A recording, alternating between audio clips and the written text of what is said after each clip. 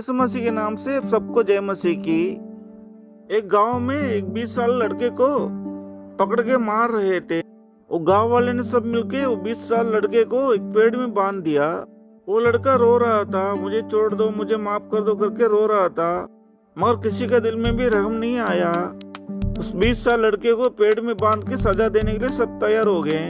वो लड़का रोते हुए माफी मांग रहा था, मैं आगे से गलती नहीं करूंगा, चोरी नहीं करूंगा, गुनाह नहीं करूंगा, मुझे छोड़ दो, मुझे माफ कर दो, ऐसे सबसे विनती मांग रहा था, मगर किसी का दिल में भी रहम नहीं आया। सभी गांव वालों ने अपने अपने हाथ में एक एक पत्थर ले लिया और उस लड़के को मार के सजा देने के लिए तैयार हो गए। और उसी टाइम उसी रास्ता लगभग 50 साल की उम्र वाले एक अजनबी आ रहा था। और उस अजनबी ने ये सारा नज़ारा देखा और वो अजनबी गांव वाले के पास आए। वो अजनबी ने गांव वाले को पूछा, गांव वाले भाइयों, क्यों इस लड़के को मार रहे हो आप?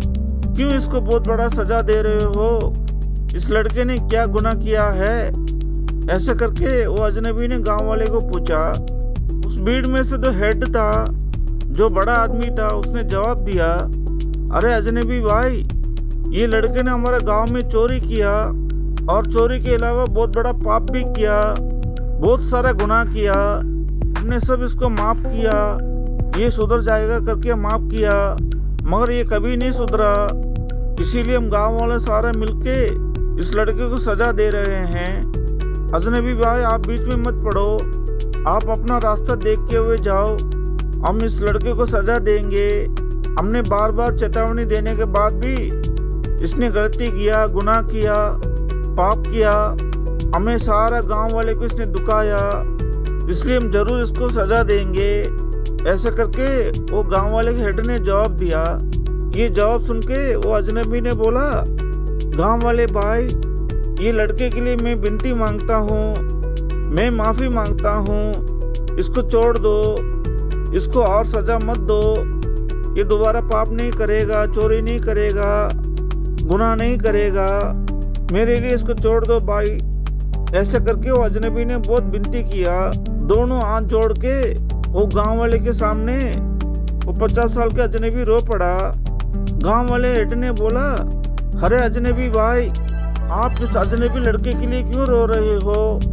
इस अजनबी लड़के के लिए क्यों आप माफी मांग रहे हो?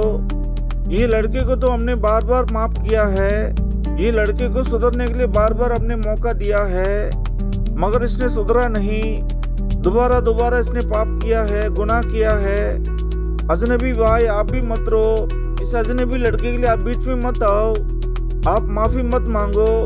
ऐसे करके वो गांव वाले हेड ने जवाब दिया। फिर भी वो अजनबी माना नहीं। वो गांव वाले से बहुत विनती किया, बहुत रो रो के माफी मांगा, मेरे लिए इसको छोड़ दो, मेरे लिए इसको छोड़ दो, मैं ये लड़के के लिए माफी मांगता हूँ, एक बार मौका दे दो। ऐसे करके बहुत विनती करके माफी मांग रहा था वो अजनबी। ये अजनबी का माफी मांगने का, रोने का हालत देख के वो गांव वाले के हेड को बहुत तरस आ गया।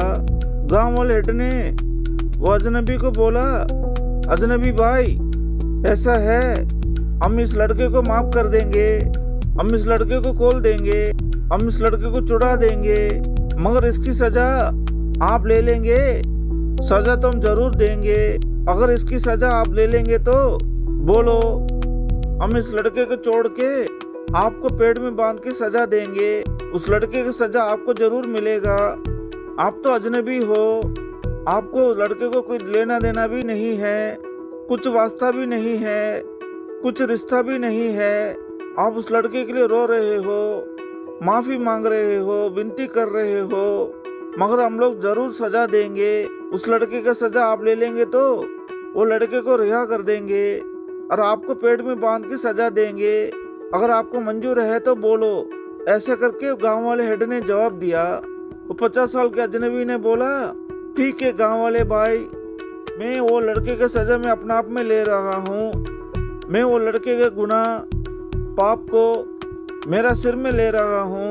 वो लड़के को रिहा कर दो, वो लड़के को छोड़ दो, वो लड़के को खोल दो, वो सजा मुझे दे दो, मुझे मंजूर है।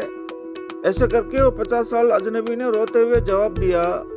गांव वाले हेड ने बोला, अरे गांव वालों, वो लड़के को पट्टी को खोल दो, वो लड़के को रिहा कर दो और उसकी जगह इस अजनबी को उसी में बांध दो।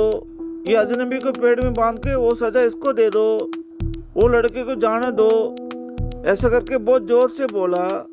सब लोग ने जाके वो लड़के को रिहा कर दिया, रस्सी को खोल दिया और उसकी जगह ये 50 साल के अजनबी को पेड़ में बांध दिया। ये 50 साल के अजनबी ने वो लड़के को अपने पास बुलाया। बेटा, तुम्हारा सजा मैं अपना आप में ले लिया, तुम्हारा गुनाह तुम्हारा पाप मैं अपना आप में ले लिया, तुम्हारा सजा मेरे को मिलने वाला है, तुम्हारा दंड मैं भुगतूंगा। अब तुम जाके पाप मत करो, गुनाह मत करो। ये लो, मेरा बहुत पैसा है, मैं जमा करके रखा हुआ था। ये सारा पैसा अभी मेरा काम का नहीं है, ये सारा पैसा मैं तुम्हें दे रहा हूँ। ये पैसा लेके जाके अच्छा सा जीना, दोबारा पाप मत करना, गलती नहीं करना, गुनाह नहीं करना। जो अपना बस मेहनत का कमाई पैसा था सारा उसको दिया। वो लड़के ने सारा पैसा ले लिया और वो अजनबी से बात भी नहीं किया, शुक्रिया भी नहीं बोला। मेरा दंड, मेरा सजा आपने ले लिया, मेरा जगह आपने ले लिया, मेरे लिए आपने रो पड़े, ऐसा कुछ भी उसने सोचा नहीं। वहाँ से बहुत तेजी से निकल पड़ा। वो लड़का सारा पैसा लेके जाके उसी शहर में पेट भर के बहुत अच्छा सा खाना खाया, अपने लिए बहुत अच्छा कपड़ा खरीद लिया और दोबारा उसी रास्ते में आ रहा था वो लड़का। तभी उसने देखा जो उसके लिए सजा ले लिया वो अजनबी, वो पेड़ में बंधे हुए दर्द से रो रहे थे। सारे गांव वाले ने अजनबी को पत्थर मार दिया, सब लोग ने सजा दे दिया।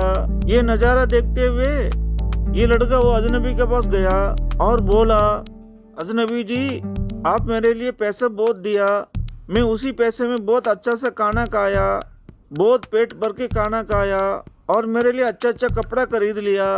ऐसे बोल के वो शुक्रिया भी नहीं बोला, वहाँ से बहुत तेज़ी से निकल पड़ा।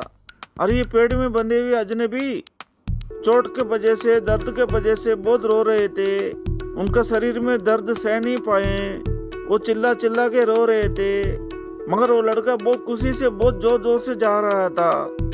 मसीह में प्रिय भाई बहन, हम बाइबल से एक वचन पढ़ते हैं, एक वरना दो हम पढ़ेंगे, और वही हमारे पापों का प्रायश्चित है, और केवल हमारा ही नहीं वरन सारे जगत के पापों का भी।